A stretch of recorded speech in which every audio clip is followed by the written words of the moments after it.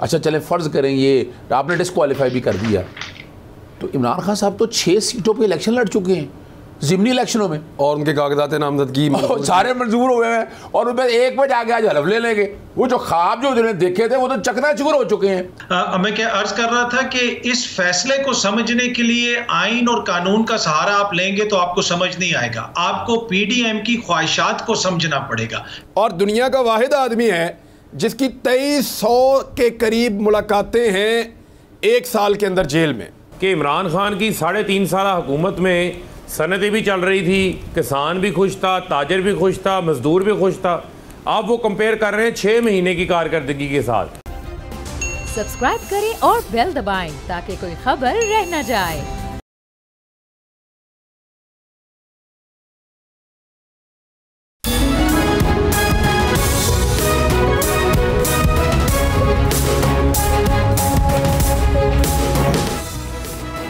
बिस्मिल्लाहिर्रहमानिर्रहीम, अस्सलाम वालेकुम नादरीन, आप बोल न्यूज़ देख रहे हैं। मैं इमरान खान हूँ। सिचुएशन आपके सामने है, पॉलिटिकल टेम्परेचर बहुत हाई है। इमरान खान साहब ने आज फिर एक प्रेस कॉन्फ्रेंस की है जिसमें आज़म सवाती साहब के साथ बैठकर, और ये बड़ा अफसोसनाक वाक़या हुआ आज़म सवाती वाला, लेकिन उनको ज़मानत मिल गई है और इमरान खान साहब के साथ बैठकर उन्होंने एक प्रेस कॉन्फ्रेंस की है। जुम्मे वाले दिन लॉन्ग मार्च का ऐलान किया जाएगा और लॉन्ग मार्च इसी महीने में होगा।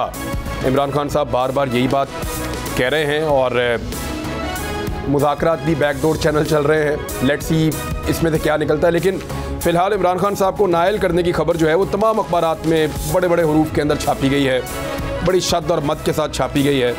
और बाद अखबारात में तो ऐसा लगता है कि ख्वाहिशात भी साथ छापती हैं, लेकिन तफसीलात जो है वो आपके साथ शेयर करते हैं। इसका कानूनी इम्पैक्ट क्या होगा, ये सबसे बड़ा सवाल है।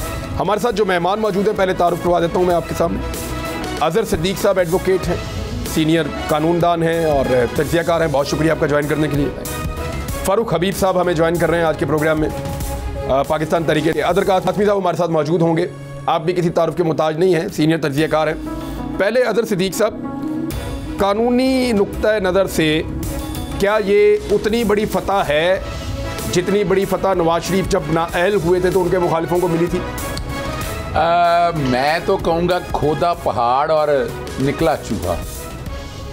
तो बचपन में हम सुना करते थे तोता मैना की कहानी। तो वो मेरे एक जूनियर हैं, जब वो फैसले को देख रहे थे तो वो कहने लगे तोता मैना की कहानी कहीं फैसले में तो नहीं है। मैं कह नहीं यार रहने दो, थोड़ा सा लिहाज कर लो बेटा, इसमें ऐसी बात कोई नहीं है। लेकिन हकीकतन अगर देखें, मेरा सर जो है ना वो शर्म से झुक गया है कि मेरे मुल्क का आईनी इदारा और इलेक्शन कमीशन को मजबूत करने के लिए मेरी बड़ी जद्दोजहद है। मैं 2013 से लगा हूँ आइन के आर्टिकल 62-63 पे अमल दरामद कराने के लिए, लेकिन मैंने तो नहीं ये तवक्को की थी कि मुझे इस तरह का इलेक्शन कमीशन मिल जाएगा।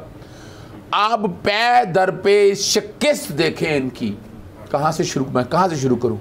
आप वो रिज़र्व सीटों वाले पे आ जाएं, आप KPK के अपना MPS पे आ जाए, जिन्हें अब 62(1)F के तहत डिस्क्वालीफाई कर दिया। हालांकि ये अदालत नहीं है, लिखी पड़ी बात है।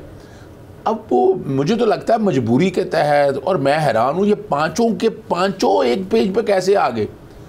एक नहीं, वो पाँचों में से कुछ ने रब्ता किया इमरान खान साहब से बकौल उनकी पार्टी के, और उन्होंने बताया कि हम एक पेज पे आए नहीं, हमें लाया गया है, हम मजबूर हैं, हमारे भी बच्चे हैं, हमारा इस मुल्क में मुस्तकबिल है, तो हमें ये फ़ैसला देना पड़ रहा है। 3 लोगों के बारे में उन्होंने क्लेम किया, फवाद चौधरी साहब ने। अच्छा, अब यहीं से आप अंदाज़ा लगा। अच्छा, उसकी बात को मैं यूँ सच मानता हूँ, आइन का एक अदरा सा तालिब इल्म होने के हाथ है 63(1)P। और अच्छा, मैं एक बताता चलूँ आपको, ये अपनी नौइयत का पहला फ़ैसला, आज से पहले इस तरह का कोई फ़ैसला नहीं है। वैसे Guinness book of world record में जाना चाहिए। और आप इमेजिन कर लें, पूरी दुनिया के अंदर ये छपा के 5 साल के लिए नाअहल किया। और अफसोस और दुख का मकाम है, हमारे दोस्त हैं आज़म नज़ीर तारड़ साहब, वज़ीर कानून से मैं ये तवक्को नहीं रखता था कि कानून को इस तरह रोन देंगे। उस सारे फैसले को पढ़ कर देख लें। और अच्छा, जो खुशियाँ मना रहे हैं ना, चले उनके लिए मैं एक ख़बर दे दूँ कि इस सीट के पे तो इमरान खान साहब ने इस्तीफ़ा दे दिया था। अच्छा चले फ़र्ज़ करें ये आपने डिस्क्वालीफाई भी कर दिया, तो इमरान खान साहब तो 6 सीटों पे इलेक्शन लड़ चुके हैं ज़िमनी इलेक्शनों में, और उनके कागजात नामजदगी सारे मंजूर हुए हैं, और उनमें एक पे जाके आज हलफ ले लेंगे। वो जो ख्वाब जो उन्होंने देखे थे वो तो चकनाचूर हो चुके हैं। और बड़ी मज़ेदार बात नहीं, वो अब ये तो नहीं है कि इमरान खान साहब एक तो पहले ही डिस्क्वालीफाई तो हो चुके हैं कि अभी वो मौजूदा असम्बली के रुकन नहीं रहे।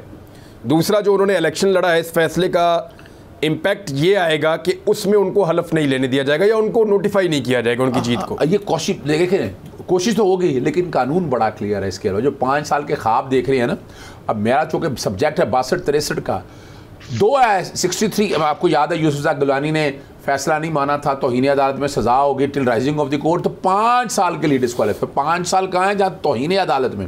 और 63(1) एक ऐसा कानून है जहाँ मॉरल टर्पिट्यूड की बात की गई है, और कम से कम 2 साल की सजा हो, 2 साल की सजा हो तो फिर 5 साल की नाअहली है, और कोई प्रोविजन नहीं है यहाँ इनके अंदर। अच्छा, और ये जो 63(1) की जो इंटरप्रिटेशन कर रहे हैं ना ये कानूनदान, मुझे दुख और अफसोस है, ये क्या है? ये कहता है किसी कानून के अंदर अगर नाअहलियत दी हो, और कानून आपके पास मौजूद है, एक सिंपल सा मैं आपको बता देता हूँ, नैब का कानून है, इसमें जब सज़ा होती है ना, उसमें ये नहीं लिखा हुआ कि सज़ा, यानी वो सज़ा चाहे 1 दिन की हो, यानी मॉरल टर्पिट्यूड के अंदर तो सज़ा 2 साल की, वहाँ चाहे नैब में 1 दिन की सज़ा हो, वो क्या कहता है कि जो उसमें नाअहली, चूँकि सेक्शन 15 में दी हुई है नाअहली, वो जो सेक्शन 15 में जो नाअहली दी है ना 10 साल की, वो 63(1) के तहत। सिंपल ये बताएं कि इमरान खान आइंदा इलेक्शन लड़ सकते हैं या नहीं? मैं तो ये कह रहा हूं कि इमरान खान साहब ने जो 6 सीटें दी हुई है उनमें से 1 पे जाके हलफ ले, कोई रोक नहीं सकता। अगर रोकेगा आज अदालत में क्या हुआ, यानी वो चाह रहे थे इमरान खान साहब को, तो ये लग रहा था कि आज ही उड़ जाएगा सारा मामला। वो बड़ी, और एक हज़ारों ख्वाहिशें ऐसी कि हर ख्वाहिश पे, यानी मैंने ना मैट्रिक के बच्चे इकट्ठे किए कल, तो मैंने उनके सामने ये ना सेक्शन 137 रख दिया, जो 4 सेक्शन है ना, 137 रख दिया, 167 रख दिया उर्दू में तर्जमा करके, और 173 रख दिया, 174 रख दिया। मैंने कहा बच्चों, आओ बच्चों सुनो कहानी, ज़रा मुझे इसमें से कोई नाअहली का लफ्ज़ दिखा दें कि अगर ऐसा होगा तो बंदा नाअहल हो जाएगा। बाखुदा यार हंसना आ गया इस बात के ऊपर कि किसी सेक्शन के अंदर नाअहली का लफ्ज़ नहीं है, जब वहाँ नाअहली का लफ्ज़, ये नाअहली कैसे कर दी भाई? 137 के अंदर अगर फर्ज करें मिस्टेक, अच्छा वहाँ भी एक बहुत बड़ा फ्लॉ है। तो फ्लॉ क्या है कि जनाब जब आपने असासे डिक्लेयर करनी है ना, डेक्लेरेशन देनी है ना, तो वो डेक्लेरेशन के 120 दिन के अंदर अंदर कुछ कर सकते हैं। 2018 वो 20 गुजर गया अप्रैल में, अगला भी गुजर गया, ये भी गुजर गया अप्रैल में। फिर क्या है कि अगर कोई मटेरियल मिस डेक्लेरेशन है ना, तो वो कहलाएगी करप्ट प्रैक्टिस। 167 में करप्ट प्रैक्टिस कहला दिया। अब करप्ट प्रैक्टिस की सजा दी हुई 174 में। इसका जो दूसरा पोर्शन है ना, अगर वो कहते हैं कि करप्ट प्रैक्टिस है, तो भाई जाएं जाके इस्तगासा दायर करें। इस्तगासा दायर होगा, मैंने आज तक मेरे कई केस में नाम नहीं ले रहा, मैंने तो इस्तगासे नहीं वो चलने दिए। इस्तगासे में जब सजा होगी, फर्द जुर्म आयद होगी, जब सजा होगी, और वो भी सजा 2 साल की होगी, फिर इनका ख्वाब पूरा हो जाएगा। 5 साल का अभी सिर्फ ख्वाब है। और मेरी मैं बताऊं आपको, और मैं गुजारिश कर रहा हूं अपनी सुप्रीम कोर्ट ऑफ पाकिस्तान से कि इलेक्शन कमीशन अगर इस तरह के फैसले करेगा तो ये छोड़ना नहीं चाहिए। इस पर जुडिशल इंटरवेंशन बनती है। और अब वैसे तो आप आर्टिकल 209 के हवाले से, चूँकि वहाँ भी मसाइल हैं कि जस्टिस काजी फाइसा के केस में आर्टिकल 209 भी एक तरह से बैठ ही गया, सो गया है, तो अवाम बहुत परेशान है। मैं बाखुदा ये बात कह रहा हूँ, अवाम बहुत परेशान है। ये मौका ऐसा आ गया है कि इलेक्शन कमीशन ने जो किरदार, मैं तो इतने अरसे से देख रहा हूँ, 2003 में 13 से आप मेरी पिटीशंस देख लें कि जितना काम मैंने यहाँ बैठ के, हाई कोर्ट में जाएगा तो होगा क्या? ये तो मैं बड़ी सीधी सी बात करूँ, ये अपना वैसे ही मजाक नहीं, लेकिन कड़ियों से कड़ियाँ मिलानी बड़ी ज़रूरी है। जिस दिन ये रखा गया, एक मेंबर नहीं था, आगे कर देते, फेडअप का फैसला आना था, फिर वो आया जनाब आर्मी चीफ की एक्सटेंशन, एक बड़ा इंपॉर्टेंट कि 5 हफ्ते में मैं रिटायर हो रहा हूं, और अब फौज का सियासत में कोई किरदार नहीं होगा। फिर तीसरा क्या हुआ, एक जी जस्टिस अतर मिनल्ला साहब जा रही हैं सुप्रीम कोर्ट में।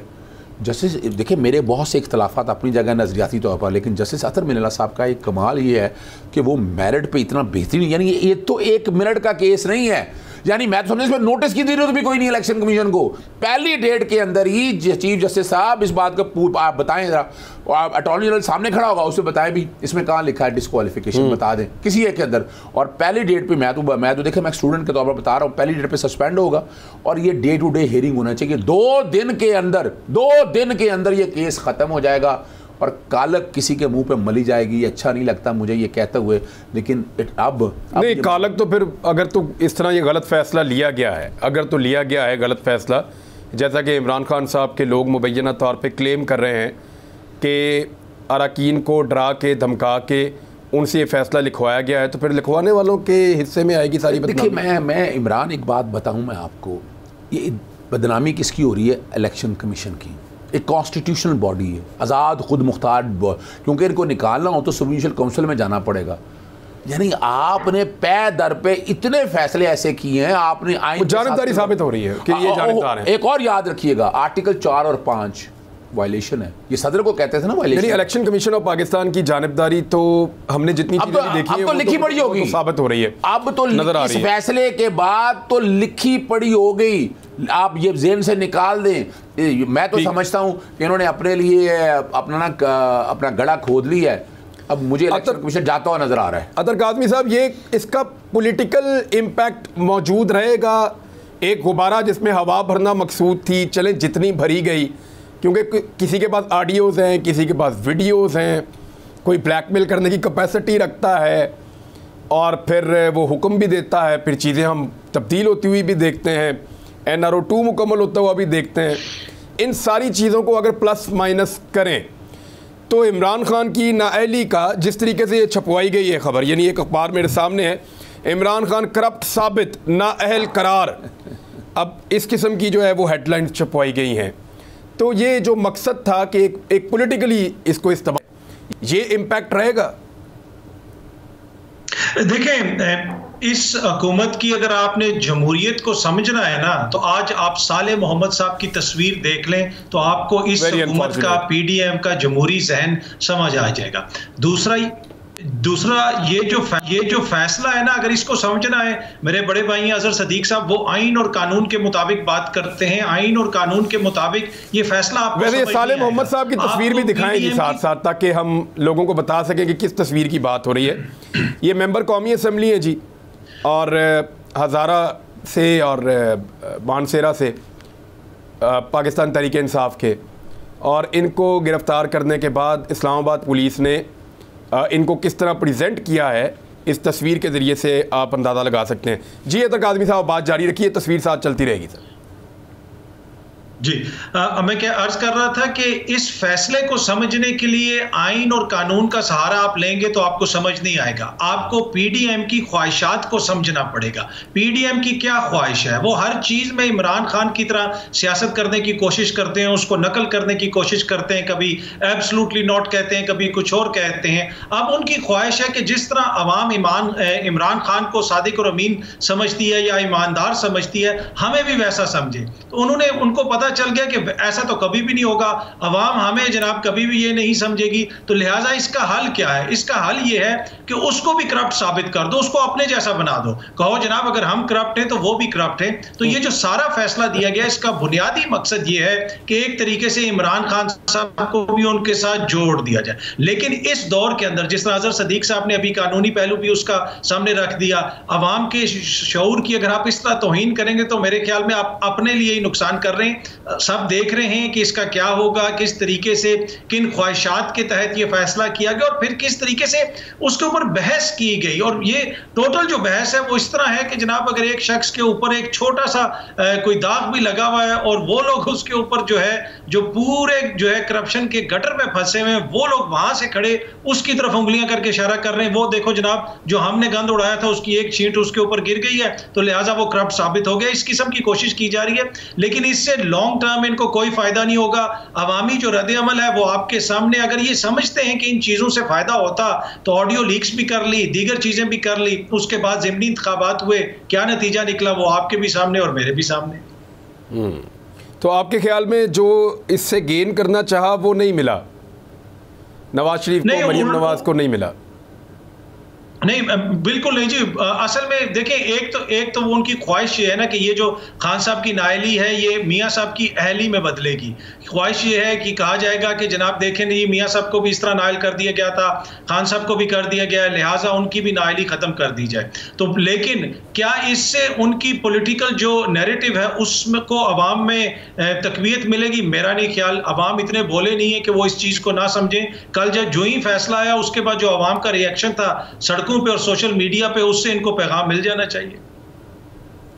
फारूक हबीब साहब, पहले तो ये ज़रा तस्वीर के बारे में बता दें। ये साले मोहम्मद साहब की जो तस्वीर जारी की गई है इस्लामाबाद पुलिस की जानिब से, और एक वीडियो भी जारी हुई है जिसमें बाकायदा एक खैबर पख्तूनख्वा पुलिस एहलकार जो पकड़ा गया उसके मुंह पे मुक्के मारे जा रहे हैं और इस्लामाबाद पुलिस उसको गालियां देकर उसके मुंह पर मुक्के मार रही है, हालांकि वो अरेस्ट हो चुका है। ये इन मनाजिर को और इस तस्वीर को कैसे आप जो है वो इसके बारे में क्या कहना चाहती है आपकी पार्टी? देखें, ये तो तस्वीर क्या बता रही है, 25 मई के वाकयात क्या बता रहे हैं कि इस मुल्क के अंदर एक फाशिस्ट हुकूमत का जो है वो राज कायम है, अंधेर नगरी है, चौपट राज है, और ये लोग जो हैं वो सिर्फ और सिर्फ अपने NRO के लिए, अपने इक़्तिदार को दवाम देने के लिए हर किस्म के इन्होंने बुनियादी इंसानी हकूक खत्म कर दिए। मुल्क के अंदर किसी किस्म का कोई कानून नहीं है, कोई आइन नहीं है, जिसको दिल करता है पकड़ते अंदर डाल देते हैं। आप साले मोहम्मद की वीडियो देखें कि एक पुलिस ऑफिसर आता है, कहता है जी साले मोहम्मद कौन है, जिस पर पीछे से किसी ने कोई डायरेक्शन दी हो, इसको गिरफ्तार करो, उठा लो इनको, फौरन उठा लो। और जिस तरीके से उसको घसीट के उठा के लेके जाते हैं, जिस तरीके से उसके गले में तख्ती डालकर उसके भेजते हैं, पिक्चर देते हैं, मुझे बताएं कि क्या वो अपने हल्के के लाखों लोगों के वोटरों की नुमाइंदगी नहीं कर रहा? क्या उनकी दिल आजारी नहीं हुई? मुझे आप ये बताएं, ये लोग इन चीजों को रोते थे कि जनाब हम गिरफ्तार हो गए, हमारे साथ ये सलूक हो गया, वो सलूक हो गया, इनके साथ हुआ ही कुछ नहीं। ये तो ब्यूरोक्रेसी भी इनके साथ मिली हुई थी हमारे दौर में। मैं आज बरमला ये बात कह रहा हूँ आपको, इनको तो उन्होंने मेहमान बना के VVIP प्रोटोकॉल मिलता रहा इनको जेलों के अंदर, इनको थानों के अंदर। ये तो शौकिया तौर के ऊपर भी गिरफ्तार होते रहे या जा जाके, इनके बहुत सारे ऐसे लीडरान भी थे। लेकिन जो इन्होंने यहाँ पर जुल्म और बर्बरियत इन्होंने किया है वो किसी से को ढका छुपा नहीं है, इसका जवाब तो इनको देना पड़ेगा। अब जो इन्होंने ये उस खैबर पख्तूनख्वा का जो पुलिस का मुलाजिम है उसके साथ जो सलूक कर रहे हैं, इस्लामाबाद पुलिस को लोग ये कहते थे, इसका इमेज ऐसा है कि ये जो है वो बड़ी अच्छी पुलिस है, बड़ी बाअखलाक पुलिस है, लेकिन जहाँ नाना सना जाता है, जहाँ पर ये नून लीग जाती है, वहाँ पर ये साथ जाकर अपने गुल्लू बट अफसरान लगाते हैं। वो गुल्लू बट अफसरान जो है उनसे फिर पुलिस को भी उस किस्म का काम नहीं, ये तो आप दे रहे हैं मौक़िफ़, ये मौक़िफ़ तो पूरा पाकिस्तान दे रहा है इन तस्वीर को देखने के बाद कि लोगों के जज्बात पे क्या गुजरी। मैं ये जानना चाहता कीजिए, यानी इस पे PTI करेगी क्या? देखिए ना, एक मेंबर नेशनल असेंबली है, उसका इस्तेहकाक मजरू नहीं हुआ क्या? ये नेशनल असेंबली PTI का एक्शन क्या है इस पे, या खैबर पख्तूनख्वा की गवर्नमेंट का पुलिस वालों को मार पड़ने करेंगे? देखें, हमारा एक्शन जो है इस हवाले से बड़ा वादे है कि इन्होंने जो खैबर पख्तूनख्वा हुकूमत को तो सख्त से सख्त एक्शन लेना चाहिए, जो भी वो एक्शन ले सकते हैं। जिन्होंने ये काम किया इन अफसरान के खिलाफ भी FIR दर्ज होनी चाहिए, खैबर पख्तूनख्वा के अंदर दर्ज करे ना। जब ये इनके हत्थे चढ़े तो इनके साथ भी इसी तरह का सलूक होना चाहिए, ताकि इनको कान हो कि आइंदा किसी किस्म का कोई गैर कानूनी इकदाम जो है वो नहीं करना। जहाँ तक रह गई बात इस्तेहकाक मजरू होने की, वो इस्तेहकाक इन्होंने रहने नहीं दिया पार्लियामेंट का। वो जैसे पार्लियामेंट के अंदर लोटे बना के भर्ती करके राजा रियाज जैसे अपोजिशन लीडर बना लिया इन्होंने, उस पार्लियामेंट का इस्तेहकाक क्या रह गया होगा? जो इनके नजदीक ना किसी आम शहरी की कोई इज्जत है, ना पार्लियामेंटेरियन की इज्जत है। जो सलूक 74 साल आजम सवाती के साथ हुआ है वो किसी से ढका छुपा है, वो आज प्रेस कॉन्फ्रेंस में उन्होंने सुना भी दिया है। तो ये तो ना इनसे कोई सहाफ़ी महफूज है, वो सहाफ़ी जो इंडिपेंडेंट बात करता है, आज़ाद बात करता है, अपनी आज़ाद राय देता है, जो इनके NRO पे पर्दे नहीं डालता, इनकी चोरियों पे, करप्शन पे पर्दे नहीं डालता, ये उसको भी उठवा लेते हैं। आप खुद उसका शिकार हुए, आपको खुद जो है वो जेल जाना पड़ा, उस पर FIR काट देंगे, तशद्दुद करवाएंगे। याद अमीर जैसे लोगों के ऊपर तशद्दुद कर दिया, समी इब्राहिम के ऊपर तशद्दुद कर दिया, बाकियों पे जमील फारूकी को गिरफ्तार करवा के अंदर डरवाल दिया, साबिर शाकिर, अरशद शरीफ दोनों को मुल्क छोड़ के जो है वो बाहर जाना पड़ा। ये तो पिछले 6-7 महीने से जो ड्रामे यहाँ पे चल रहे हैं, ये किसी से को ढके छुपे तो नहीं है। ये तो इमरान खान है जो डट के खड़ा हुआ है इनके रास्ते में। वो ज़हनी तौर के ऊपर, असाबी तौर के ऊपर इतना मजबूत है, अवाम इमरान खान के साथ खड़े हैं। जो इनको रास्ता किसी जगह से नहीं मिल रहा, ये बहुत कोशिश करते हैं कि किसी तरीके से इस सारी मूवमेंट को ख़त्म कर दें, किसी तरीके से इमरान खान का रास्ता रोक लें। अब ये जो इन्होंने फैसला लगाया फैसला कल इलेक्शन कमिश्नर के मुंह से अनाउंस करवाया है, उस इलेक्शन कमीशन के पल्ले क्या रह गया है? उसकी इंटेग्रिटी के ऊपर, आज़ादी के ऊपर, आईनी इदारे के पल्ले क्या रह गया कि आप कौन सा फैसला दे रहे हैं जो फैसला आपके दायरे इख्तियार में नहीं है।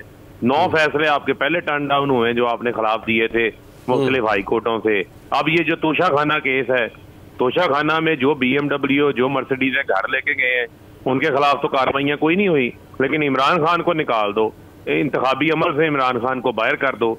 इमरान खान तो माइनस नहीं हो रहा, वो तो मल्टीप्लाई हो रहा है। इमरान खान की तो पॉपुलैरिटी मल्टीप्लाई होती जा रही है।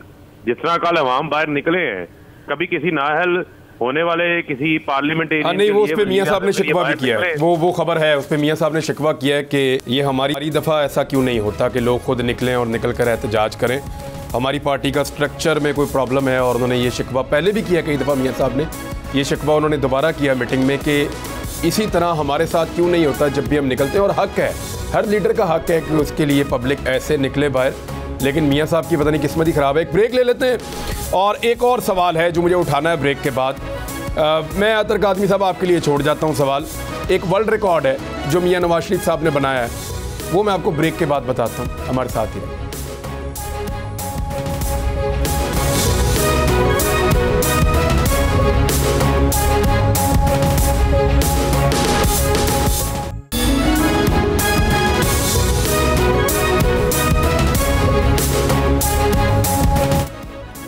वेलकम बैक नाज़रीन। अतर कादमी साहब, एक तो फ़ोटो है ये साले मोहम्मद की, और एक तरफ नवाज शरीफ साहब पे होने वाले जुल्म व सितम हैं, जबर के पहाड़ उन पर तोड़े गए। और फिर हमने जब चेक करने की कोशिश की कि मियां साहब पे इतना जुल्म जो होता रहा तो उनके शब रोज़ कैसे गुजरते थे, तो जो रिकॉर्ड सामने आया वो ये बताता है जेल खाना जात का कि सिर्फ एक साल में मियां नवाज शरीफ साहब की जो मुलाकातों की तादाद है यहाँ पे कोट लखपत जेल में, वो 2300 के करीब है। और ये वर्ल्ड रिकॉर्ड भी किसी और के हिस्से में नहीं आया। यानी मियां साहब दुनिया के वाहिद मुजरिम हैं जिनको जेल से निकाल कर अपनी जुरिस्डिक्शन से बाहर भेज दिया उस मुल्क की अदालतों ने। ये वाहिद दुनिया का आदमी है, और दुनिया का वाहिद आदमी है जिसकी 2300 के करीब मुलाकातें हैं एक साल के अंदर जेल में। अतर काज़मी साहब, इतना जुल्म, इतना जबर। देखें, इमरान साहब अभी भी कौम ट्रॉमा में है, क्योंकि 3 साल से हम इमरान खान का फाशिज्म देख रहे थे, उसकी फस्तायत देख रहे थे।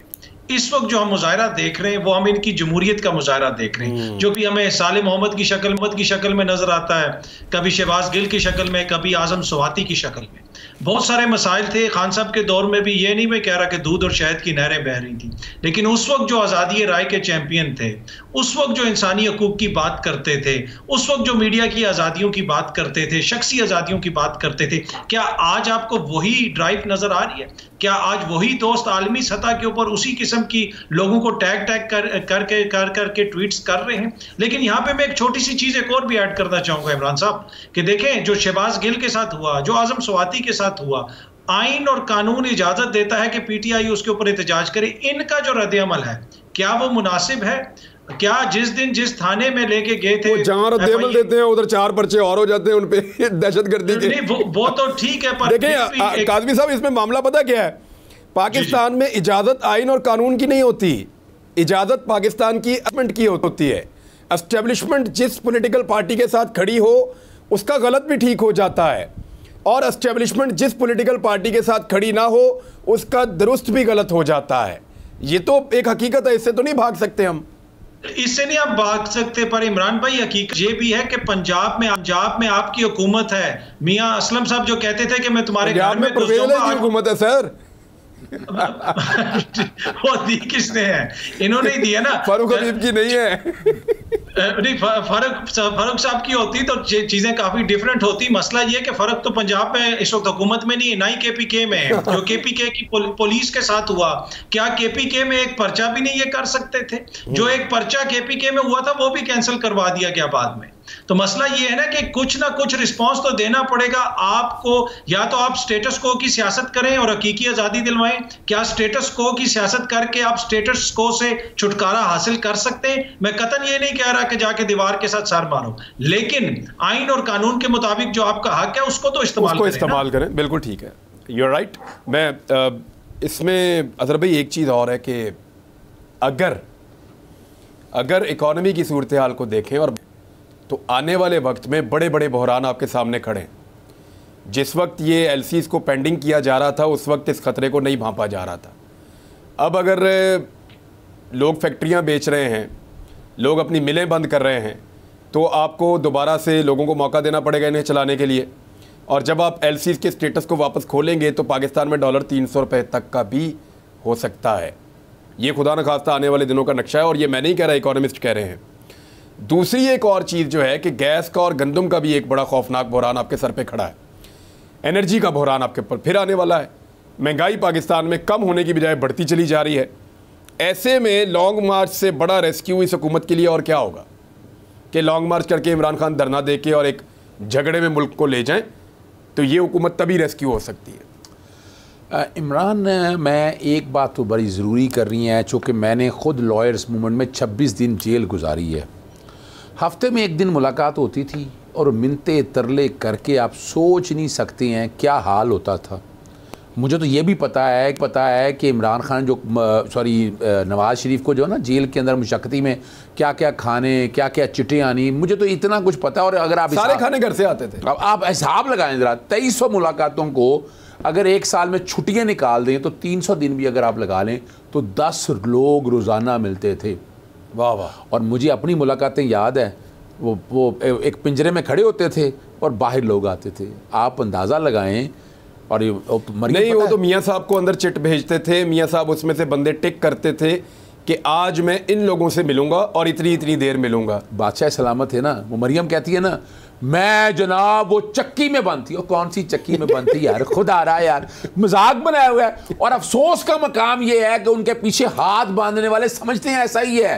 वो भाई ऐसा नहीं है। नहीं तो मुझे बताया ना, फारूक की हुकूमत है पंजाब में, चले परवेज इलाही की है लेकिन फारूक हिस्सेदार हैं उसके। ये कैमरा लेकर जाएं और जाकर दिखाएं कि यहाँ मरियम थी और यहाँ नवाज शरीफ था और ये वो सामान है जो पड़ा हुआ है इनका। यही तो एक मसला है। क्या वो जेल का रिकॉर्ड नहीं है? मैं शोर डालता रहा हूं इस बात के। एक दिन मैंने रिकॉर्ड निकलवाया और ये सामने निकला कि 2300 के करीब मुलाकातें। आज बताए ना कौम को, छोड़े इस बात को, लेके जाएं जेल में जाकर बताएं ये 2300 वो मुलाकातें हैं, यहाँ मरियम आती थी और बुला ले मरियम को भी, वहां पर दावत दें उन्हें कि आए जेल के अंदर, ये बताएं कौम के अंदर। दुख और अफसोस है उन लोगों को। सिर्फ ये बंदे निकाल लेना जिनकी, अच्छा ये बंदे वो हैं जिनकी मुलाकातें रिकॉर्ड के ऊपर थी, जो आम लोग हैं, जो खास लोग आते थे मगरिब के बाद, उनके रिकॉर्ड पे नहीं होता। वो नहीं होता। देखिए मैं तो चूंकि जेल में 26 दिन रहा हूँ लॉयर्स में, मुझे बहुत कुछ पता है। ये जेल नहीं थी, मैंने वहाँ जेल के अंदर वो ज़िंदगी देखी है कि आप तो सुपरिटेंडेंट तो मुलाजम होते हैं मेरे, यानी हाथ बांध के खड़े होते हैं वो लोग सारे वहाँ इनके, यानी आपको ये शोर, आप पता नहीं जेल थोड़ा थी वो तो। जो जेल थी ना इधर आपकी अटक वाली, उस जेल की भी मैं आपको एक चीज़ बता देता हूँ। उस जेलर के घर में छोटे बच्चे थे, वो मियाँ साहब को खेलने के लिए दिए जाते थे रोज़ाना। यू नो, ये है कानूनी तौर पे मुमकिन है, ये हो सकता है ना। एक तो घर के बच्चे मियाँ साहब को रोजाना खेलने के लिए दिए जाते थे। जो अटक वाला जेलर था, जेल का अमला, चले मैं कह देता हूँ, अब जेल के अमले के जो अपने बच्चे थे, जो उनके क्वार्टर्स के अंदर जो उनका अपना एरिया बना हुआ था, घर बना हुआ था, वहाँ से उन बच्चों को मियाँ साहब को दिया जाता था रोजाना खेलने के लिए। आप ये देखें ना, मुझे ये बताएं किस मुंह से ये लोग बात करते हैं। कसूर नहीं है हमारा, जो हमारे दोस्त बैठे हुए हैं उन्हें बताना नहीं चाहिए चेहरे ने, एक एक चीज़ रिकॉर्ड पे देखें। ये जो बबल बना हुआ है ना सारा, बैठ के लोगों को बेवकूफ़ बनाने के लिए, ये मिथ तोड़नी बड़ी ज़रूरी है। यानी यहाँ इस सिस्टम के अंदर जो है ना, जो लोग बैठे हुए हैं, जो ब्यूरोक्रेसी बैठी हुई है, जो एस्टैब्लिशमेंट का जो लोग हिस्सा हैं, मैं लाजमी नहीं है एक ही उसमें, आपको पता है उसमें हमारे वोकला भी शामिल हैं, उसमें कई जर्नलिस्ट भी शामिल हैं, उसमें कई ब्यूरोक्रेट शामिल हैं, सिविल सोसाइटी के लोग हैं, और वो ये सारा कुछ चेहरा दिखाएं। वो कहाँ ह्यूमन राइट एक्टिविस्ट, मुझे बता दें कहाँ गए वो आसमान जागीर, बताएं ना ज़रा कौम को आकर। आज बैठे वो एक सेमिनार करते फिर रहे हैं, ज़रा बताएं तो सही। अब आते हैं दूसरी बात की तरफ। वो बड़ा अहम सवाल आपने उठाया है, और डॉलर जिससे सप्रेस करके रखा हो ना, पहले तो आपने जो है ना बैंकों को होल्ड करके रखो और निकलने ना दो। आपने पहले वहाँ जुल्म किया, 60-70 तकरीबन 26-27 अरब या 30 अरब का। और ये दूसरा जो आप बता रहे हैं, ये इतना ख़तरनाक मामला है इस मुल्क के साथ। 2 लाख LCs पेंडिंग है, 1,87,000 पिछले हफ्ते तक। इस मुल्क के साथ खिलवाड़ होना है, क्या होगा? यानी अगर फ़र्ज़ करें 70 रुपये ही डॉलर बढ़ता है तो उस मुल्क के कर्जे कहाँ चले जाएंगे, ज़रा ये सोचिएगा। दूसरी तरफ उस गरीब का क्या है, गरीब की जो आमदन की जो पोजीशन है वो कहाँ रह जाएगी, ज़रा ये तो सोचें।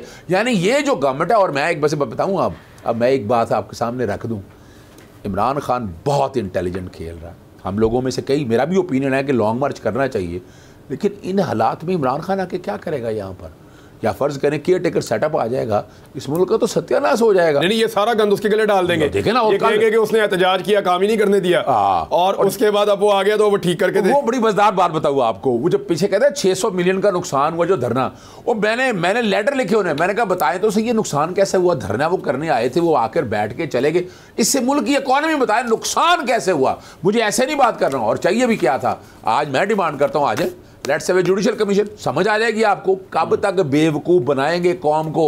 ये होश के नाखून लें जो मियां नवाज शरीफ के आसपास बैठे होते हैं, मुल्क का सोचे, स्टेट्समैन बने, इस मुल्क को आगे लेके जाना है। ये लीडरों ने देखे, इनको कोई फर्क नहीं पड़ता, 3 साल हो गए बाहर बैठे हुए हैं ना, पूछ लिया आप लोगों को, अब आम बंदे की जिंदगी बेहतर कर दी। पेट्रोल में इतना बड़ा डाका पड़ रहा है और मैं डाटा मांग रहा हूं, नहीं दे रहे, महंगाई कंट्रोल नहीं कर सकते। नहीं, वो नहीं देंगे, वो सर है पाकिस्तान की तारीख का सबसे बड़ा टैक्स, डकैती मारी जा रही है पाकिस्तान की आवाम की जेबों के ऊपर, वो सबसे मुबैना तौर पे, और जो सबसे बड़ा टैक्स वसूल किया जा रहा है पाकिस्तान की तारीख में पेट्रोलियम मसनूआत पे, वो ये हुकूमत कर रही है। इससे पहले नहीं हुआ। एक ब्रेक लेनी, एक ब्रेक लेके वापस आते हैं, फिर बात करते हैं। नाज़रीन हमारे साथ ही रहिए।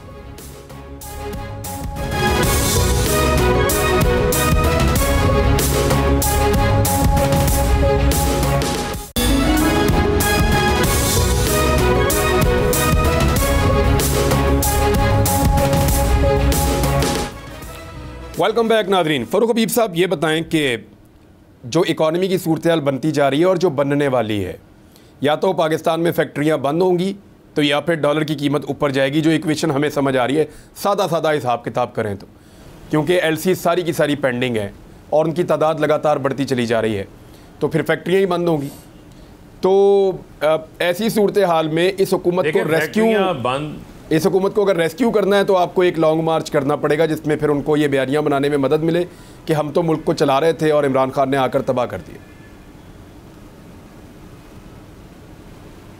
देखें, बात यह है कि तबाह तो उन्होंने कर दिया पकड़ के इमरान साहब। फैक्ट्रियां बंद नहीं हो रही, फैक्ट्रियां बंद हो चुकी हैं। मैं ये फैसलाबाद में बैठा हूँ, यहाँ पर 80% मिलों को ताले लग गए हुए हैं। पावर लूम कबाड़ के भाव लोग तोल के बेच रहे हैं। इमरान खान के दौरे हुकूमत में जहाँ पर पावर लूम बनाने वाली फैक्ट्रियों को एक एक साल के एडवांस ऑर्डर्स मिले हुए थे, आज वो ऑर्डर्स कैंसिल हो गए हैं। आज मज़दूर बेरोज़गार हुआ पड़ा है यहाँ पर। आज आपकी टेक्सटाइल की एक्सपोर्ट्स नीचे आ रही हैं, आप उठा के देख लें। लार्ज स्केल मैन्युफैक्चरिंग, बड़ी सनतें बढ़ रही थी, ग्रोथ हो रही थी हमारे दौर में, वो तमाम अब नेगेटिव में जा रही है।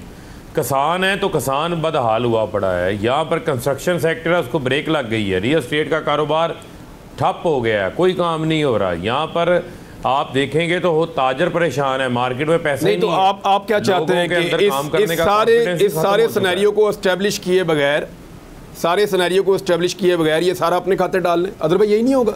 असूली तौर पर तो अगर आप देखें जो पोजीशन नजर रही है, आप ये देखें कि ये तमाम चीज़ें एस्टेब्लिश हो गई हैं, लोगों के इल्म में है। यहाँ पर पिछले दिनों फैसलाबाद के अंदर तमाम जो चैम्बर ऑफ कॉमर्स समेत तमाम जो एसोसिएशंस हैं, चाहे वो एक्सपोर्टर्स हैं, चाहे वो लोकल प्रोसेसिंग मिल्स वाले थे, सब ने मुश्तरका प्रेस कॉन्फ्रेंस की है इस हुकूमत के ख़िलाफ़। जो इन्होंने बिजली के बिलों में इजाफा किया है, जो इन्होंने उनका ज़ीरो रेटिंग ख़त्म की, जो इन्होंने टैरिफ सब्सिडी थी वो ख़त्म कर दी पकड़ के, जो सब कुछ इमरान खान के दौर में मिला था।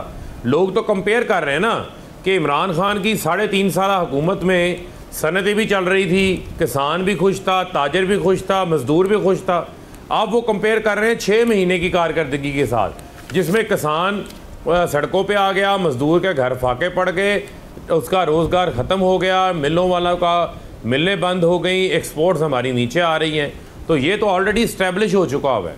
नहीं तो फिर मुझे ये बताएंगे आप जुमे को इमरान खान साहब अनाउंस करेंगे कि मैं लॉन्ग मार्च लेकर आ रहा हूँ, और इसी महीने के अंदर वो लॉन्ग मार्च लेकर इस्लामाबाद आएंगे, तो लॉन्ग मार्च के इस्लामाबाद आने का आउटकम क्या होगा?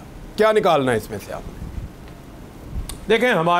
देखें हमारा मुतालबात जो है वो बड़े वाज़े हैं इस हवाले से। अभी भी मैं समझता हूँ कि इस हुकूमत को ये जो उन्होंने एक टाइम पीरियड दिया है कि हमारे पास फिर आखिरी फाइनल कॉल, आखिरी रास्ता वो फिर हमारा लोगों को सड़कों के ऊपर निकालने के हवाले से है। हमारी तैयारियाँ उस हवाले से मुकम्मल हैं। हमारा मुतालबा बड़ा वाज़े है कि इस इलेक्शन कमीशन की रिकॉन्स्टिट्यूशन की जाए, मुल्क को नए इंतखाबात की तरफ लेके जाया जाए, और फौरी तौर के ऊपर आप कोई तारीख़ अनाउंस करें इंतखाबात की, जो तारीख़ हमारे लिए काबिल कबूल हो, किस पीरियड में आइंदा आने वाले किन महीनों के अंदर जो है वो इंतखाबात होंगे, और उससे कबल क्या क्या इलेक्शन रिफॉर्म्स जो हैं जो ज़रूरी हैं, दरकार हैं, जिसमें सबसे बड़ी इस इलेक्शन कमीशन की रिकॉन्स्टिट्यूशन जो है वो शामिल है। ये हमारे मुतालबात हैं।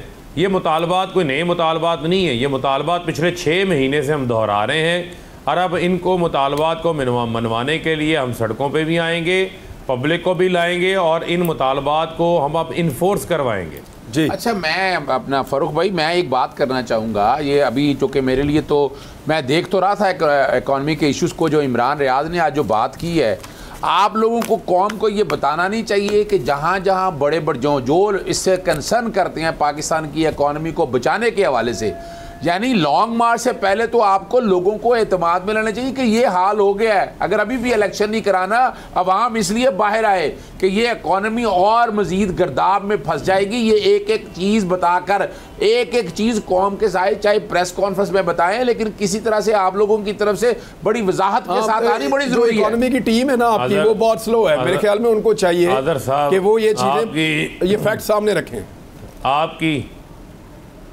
आपकी तजावीज़ जो हैं वो सारा आंखों के ऊपर हैं, मैं एज इट इज़ ऐसे पहुंचा भी दूंगा, लेकिन मैं आपको ये बता रहा हूँ, ये जो लोग बाहर आ रहे हैं जी, कल लोग जो बाहर आए हैं, ये लोग किस वजह से बाहर आए हैं? ये जो ज़िमनी इंतखाबात में इनको पे दर पे शिकस्तें हो रही हैं, किस वजह से आ रहे हैं? फारूक हबीब साहब, आपकी इकॉनमी टीम किधर है?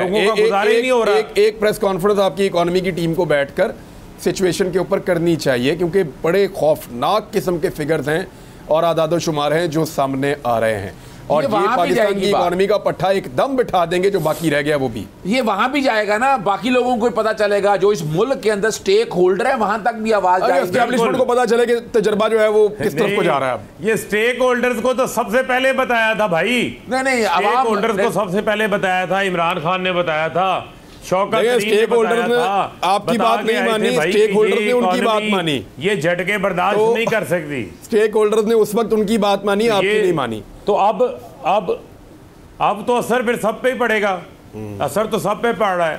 अब कोई बोले या ना बोले, कोई महसूस करे या ना करे, इसी वजह से हम बार बार कहते हैं कि जो गलती हो गई उसको, गलती को सुधारने का मौका भी होता है। ठीक है, सुधार लेना चाहिए, उसके ऊपर कायम नहीं रहना चाहिए। ठीक है जी, प्रोग्राम का वक्त खत्म हो गया नादरीन, मुलाकात होती है कल एक और प्रोग्राम के साथ। अब तक के लिए इतना ही, तमाम शुक्रिया, अल्लाह हाफ़िज़।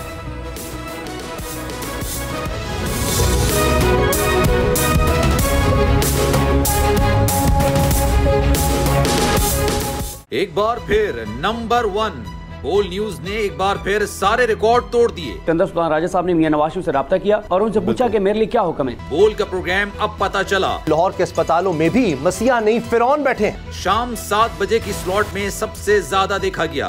65% सार्फिन ने सिर्फ बोल देखने का इंतखाब किया। खून हल्का हवलदार का ही होता है, पुलिस के खिलाफ तो न जाने कितने प्रोग्राम है, क्योंकि बोल है नंबर 1। सबसे ज्यादा व्यूज, सबसे ज्यादा रील्स और सबसे ज्यादा रेटिंग के साथ बोल अब भी नंबर 1 पोजीशन पर बरकरार। सब्सक्राइब करें और बेल दबाएं ताकि कोई खबर रह न जाए।